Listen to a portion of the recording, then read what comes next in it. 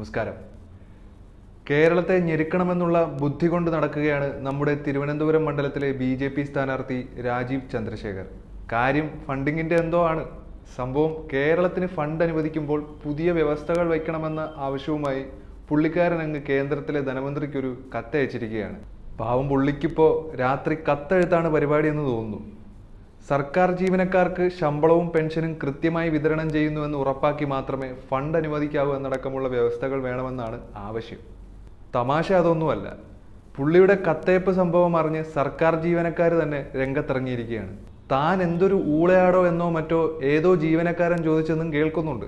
അതിപ്പോൾ സ്വാഭാവികമായിട്ട് ആരായാലും ചോദിച്ചു പോകുന്ന കാര്യമാണല്ലോ. ജീവനക്കാർ പറയുന്നത് കഴിഞ്ഞ 8 വർഷത്തിനിടയിൽ തങ്ങൾക്ക് ഒരിക്കൽ പോലും ശമ്പളം മുടങ്ങിയിട്ടില്ല എന്നാണ്. ശമ്പളം നൽകുന്നത് കേന്ദ്ര ഫണ്ട് ഉപയോഗിച്ചിട്ടുമല്ല. ഇക്കാര്യങ്ങളൊന്നും വർഷങ്ങളായി MP-യും കേന്ദ്രമന്ത്രിയുമായിരുന്ന ആൾക്ക് അറിയില്ല എന്നാണ് ജീവനക്കാർ ചോദിക്കുന്നത്. അപ്പോൾ ഊളയെന്ന് വിളിച്ചതിൽ തെറ്റില്ല. എന്തായാലും ചന്ദ്രശേഖറിന് BJP ആയതിൻ്റെ എല്ലാ ഗുണങ്ങളും കാണുന്നുണ്ട്.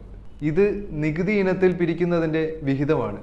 അതുപോലും നൽകാതെ കേരളത്തെ സാമ്പത്തികമായി ഞെരുക്കുന്നത് തുടരണമെന്നാണ് രാജീവ് അണ്ണൻ്റെയും BJP-യുടെയും മനസ്സിലിരിപ്പ്. കേരളത്തിൽ നിന്ന് 1 രൂപ പിരിക്കുമ്പോൾ തിരിച്ചു നൽകുന്നത് 25 പൈസയാണ്. എന്നാൽ ഉത്തർപ്രദേശിന് 2.23 രൂപയും ബീഹാറിന് 7.06 രൂപയും നൽകുന്നുണ്ട്. വികസന പ്രവർത്തനങ്ങൾക്ക് വായ്പ എടുക്കുവാനുള്ള പരിധിയടക്കം വെട്ടിക്കുറച്ചാണ് കേരളത്തോട് നരേന്ദ്രമോദി സർക്കാർ പക വീട്ടുന്നത്. ഇത്തവണത്തെ തെരഞ്ഞെടുപ്പ് കഴിയുന്നതോടുകൂടി മോദി സർക്കാരിന് ഗുഡ് ബൈ.